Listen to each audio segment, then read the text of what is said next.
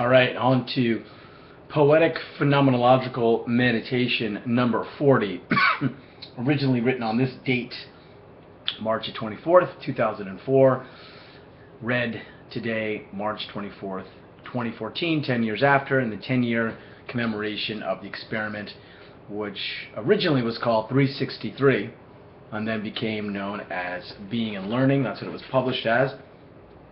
And yesterday, I was missing 2 pages from the original printed material. So if you're just jumping on or just checking this out for the first time, what I did back in 2004 was from February to February, 12 months, I wrote every day, a poetic phenomenological meditation, as I called it, pursuing the question concerning being and the relationship between being and learning. And so I guess taking up the question that was raised by Heidegger, amongst others, regarding the meaning of being, which I, sort of my hypothesis or my conjecture working in the project was that the meaning of being arises in our relationship with being that I call learning. It's pretty much that simple. And so the phenomenology is the documentation of that. So the meditations sort of taking a cue from Marcus Aurelius, a little bit from Plotinus, so I'm sort of trained in that tradition of, ancient Greek philosophy and, early Roman philosophy, if there's such a thing. Also, having been a student at the New School, I'm also influenced heavily by Hannah Arendt. So Arendt's understanding of thinking as this conversation that we have with ourselves. She draws that from Plato, and her figure in that is Socrates. So Socrates also figures big as well. So the phenomenology is a phenomenology of that dialogue with myself, really, to use Arendtian terms, in which I am trying to, I guess I'm positioning myself saying, well, if it were the case that I was in this relationship with being, or if I was to give a phenomenology of the relationship of being, that is to say a phenomenology of learning, as I've understood it ontologically and just said it, what would that sound like? So it's the sound, the phenomenology is the sound of the relationship between that gives rise to learning, a relationship with being. It's the sound and the rhythm, as my colleague and good friend Frank Margonis said, who's been reading Being and Learning. There's a certain rhythm to the work. And I'm a drummer, I'm a percussionist, so there's definitely rhythm. Okay, so yesterday when I went to read the original printout, so every day I would write and then I'd print it out and I'd put it in this binder. Binders are in my office, and I've been gone from the office for about 2 weeks. Went to the Philosophy of Education Society meeting in Albuquerque, New Mexico, and then back here for spring break. I've been at home in Portland, Maine, and I copied enough material that would take me through that 2 weeks. However, as often happens, 2 pages got left out, and so yesterday I went right to Being and Learning, the book, and I just read what would have been, what was that material that I wrote 10 years ago yesterday. And then I just read right out of the book. Now, I thought about continuing that trajectory of reading out of the book, but then I decided, in fact, I want to read out of the original printed material, and if the case is that I will, on occasion, read out of the book, it'll only be because I'm missing pages or just because it's just I don't have it or something like that. But anyway, the pages that correspond to the meditation originally written today on the 24th of March are 63 and 64. And the temptation really in doing that and reading out of the book is because I know that some people might read this book at some point or are reading it, and it's helpful for them to say, it's kind of like it's a book reading. I'm reading my book, but in its original form. And those of you who know my work in terms of my interest in originary thinking understand the significance of going back to the original. Okay. So I'm going to begin with a quotation. This starts with a quotation from Lao Tzu, just in terms of the context. In terms of the book, this ended up being chapter 3, The Way of Lao Tzu. So it's not surprising that I'm starting this particular meditation with a quotation from Lao Tzu. Spontaneity, not planning, scheming, is the hallmark of the Daoist sage. When we say that philosophical wandering is the cultivation of a philosophy of the people, we indicate that freedom is the spirit of the community created through learning. To be caught by this spirit is to be possessed. Quote, man does not possess freedom as a property. At best, the converse holds. Freedom, existence, disclosive Dasein possesses man. So originally, that only it secures for humanity that distinctive relatedness to being as a whole, as such which first founds all history. End quote. From Heidegger. To be possessed by learning is to be caught by the evocative saying of the sage, who is always already caught by her attunement to being.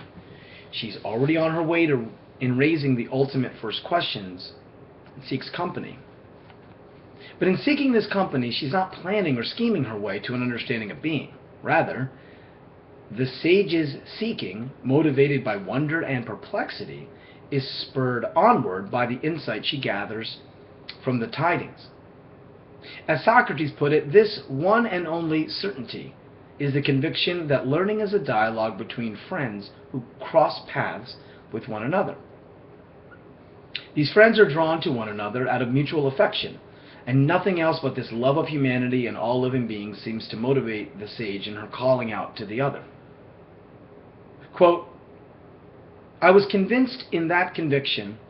I try to bring others to the same creed and to convince them that if we are to make this gift our own, love will help our immortal nature more than all the world. End quote. From Socrates' speech in the Symposium. The twofold play of being's processual unfolding manifests in the twofold play of poetic dialogue where learning teaching happens. The twofold play expresses the twofold character of the gift as an offering that holds out the receiver before questioning, but also demands her to be receptive in her receiving. To receive questioning is to be reposed and reposed. The twofold play is akin to the Daoist Wu Wei, translated as non-action or inaction or spontaneous action. The evocative saying of the sage is received as poetic or interpretable, not final or assertive. To offer a poetic saying is to share the gift of teachability. Identifying the sage in this way, we identify the teacher as the one who is most teachable, or who is most authentically a beginner, one whose being is that of existence, of spontaneity, improvisation, and creativity. But this gift, while it may be refused by the one who is unwilling to will non-willing, to stand out on the unstable ground of questioning, to break paths in the creation of meaning with others, who decides against the other and for himself, this gift, once it has been received, can never be returned. To receive this gift in the openness of the open field is to be caught by the tide, to let go into the freedom of being's processual unfolding.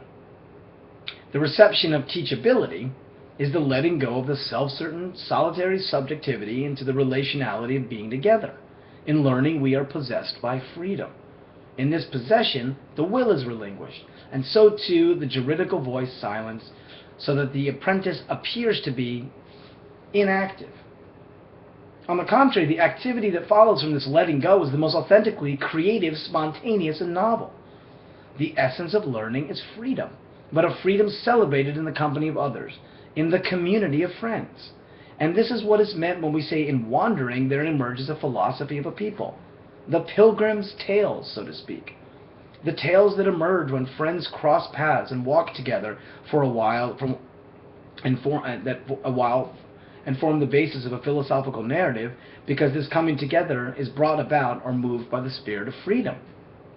When strangers cross paths and become friends or comrades or compatriots or compadres, they have decided to join together in the mutual celebration of life.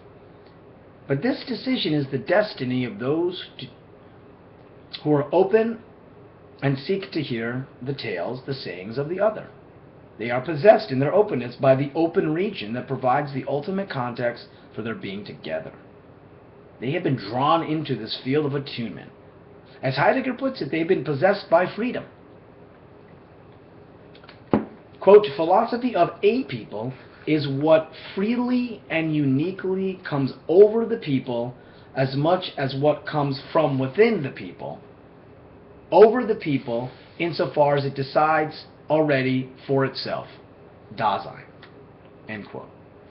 The one who initiates this decision, who brings the news of this destiny, is called the sage. The sage is the one, as teacher, whose evocative saying turns around and releases the apprentice to learning. And that's how it ends. So I talked yesterday in my post-reading commentary about this notion that the way I'm using certain quotations and certain phrases is that I deploy them, right? And like dropping a stone in a pond and the rings are moving outward, as much as possible, I'm trying to chase after those rings, right? So if you just have this image of a pebble being dropped in the water and all the rings sort of moving out in 360 degrees, if you will, and there are multiple rings, I'll drop a quotation, or I'll drop a phrase, something that either I make or that I cite. So that's really the dialectic of the writing for me, is that you get some very important sentences or fragments that you borrow, and then you, in borrowing that, work with it, chase the rings, once that's the first pebble, and then out of that chasing, I guess we can use the metaphor of hunting. You hunt down a fragment that you capture, or I don't know if I really like the hunting metaphor. And maybe better to think about it in terms of music, chasing the groove, and you come up with a term. So yesterday, or a phrase, yesterday, or an aphorism is better, an aphorism. Yesterday, the last meditation ended with the essence of learning is freedom. So that would be something that I made in response to a couple of important quotations, one of them being the one from Heidegger that I came back to. So a couple things now are sort of, there are a couple stones that have been dropped.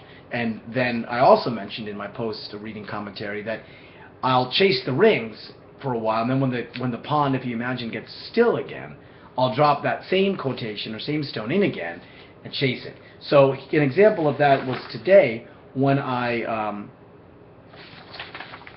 in talking, I start with the new one. The new one is this one from Lao Tzu: spontaneity, not planning, is the hallmark of the Daoist sage. It's really important.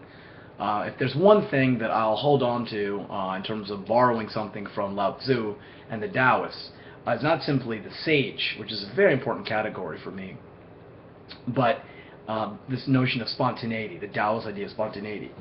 And it's for me akin, analogous, kindred spirit, whatever you want to call it, to Arendt's using of Kant's notion of spontaneity. That's just so important to me. So that's a new one, though. This spontaneity, not planning, is the hallmark of the Daoist sage, right? So that's the new pebble that I picked up and dropped in the pond.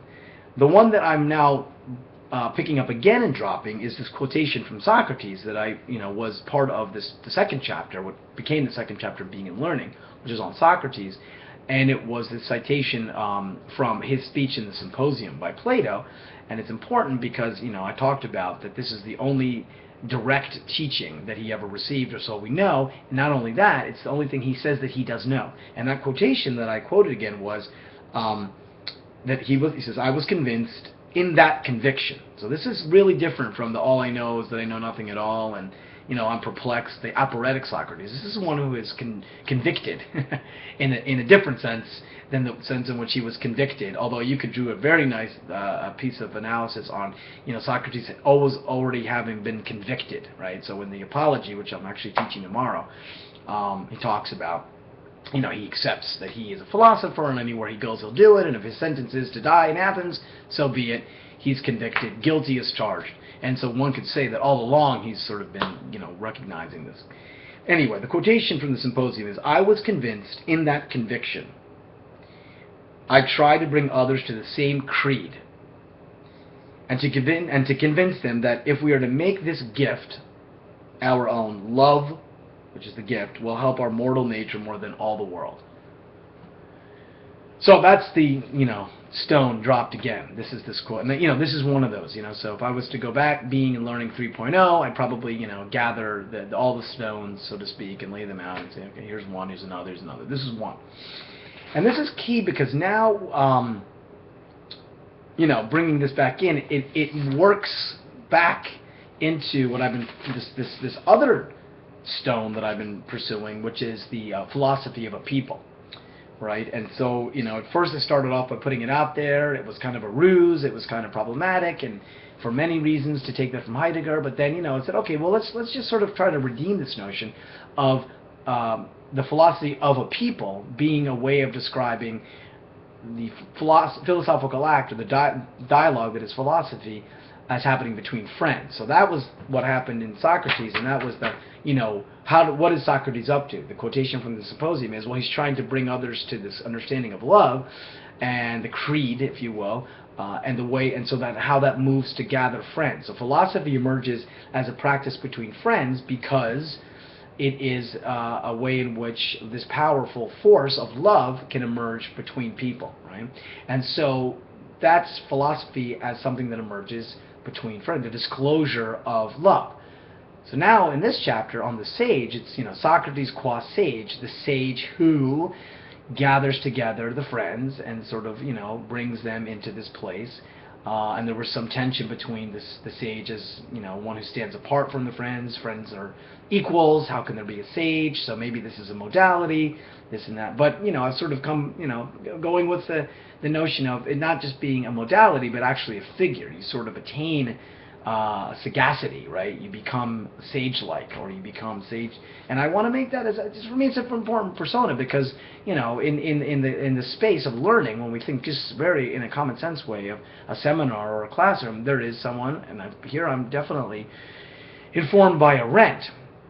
There is somebody who has the moral authority or responsibility of being teacher. The one in the room in the end who says, I'm responsible. And for Arendt, this is key.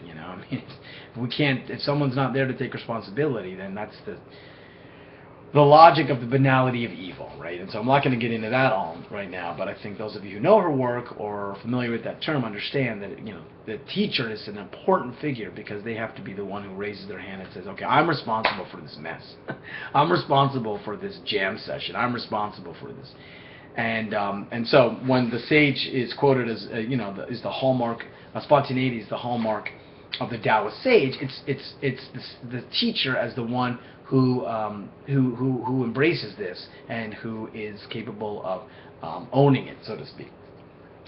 Punning on that for a moment. So then the sage and Socrates then so love then as this important force emerges through spontaneity in a way. So where I am now is to say that again that the Daoist the sage is the one who how do they gather them together? How do they put things into motion? Well, it's through evocative saying that goes all the way back to the beginning. But now I'm using some of Heidegger's language to talk of existence, right? And so in yesterday's meditation, we talked of existence as find it in the book. Heidegger says existent, rooted in the truth as freedom. So then the really sort of place I go with this meditation is to talk about freedom, right? Again, I ended yesterday, the essence of learning is freedom. So now what I'm really emphasizing today is this notion of learning as freedom. Freedom celebrated in the company of others, in the community of friends. It's a jam session. So my most recent it's not just that, but that's the spirit of it. Spontaneity, and a gathering that celebrates amongst people freedom is what I would, it's a jam session. That's where my recent work is really focusing on this. Drawn into the open region. And then the last thing I want to say is that obviously, that I was inspired by one of my all-time favorite pieces of work, and that is the Canterbury Tales by Chaucer. And that's why I say that this philosophy of a people that is a wandering is the Pilgrim's Tales, so to speak.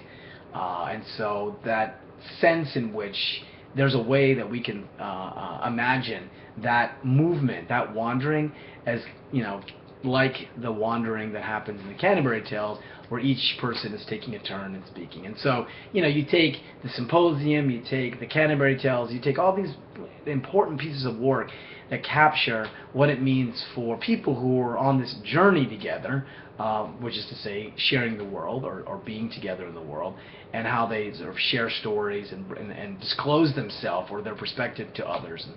And this is key. Now, of course, in the Canterbury Tales and the Symposium, the thing that doesn't go far enough for me, it would be that there is a sort of the back and forth, right?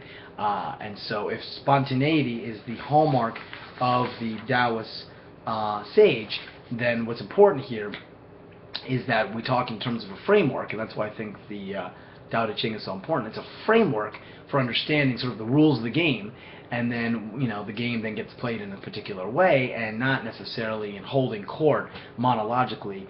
Now, this is sort of ironic that I'm saying this, but in over time. So there has to be a sense of the polyphony of voices happening. Right. All right, it's about 20 minutes done, and that's it for today. The originally written PPM from March 24th. Read today, March 24th, 2014, originally written March 24th, 2004.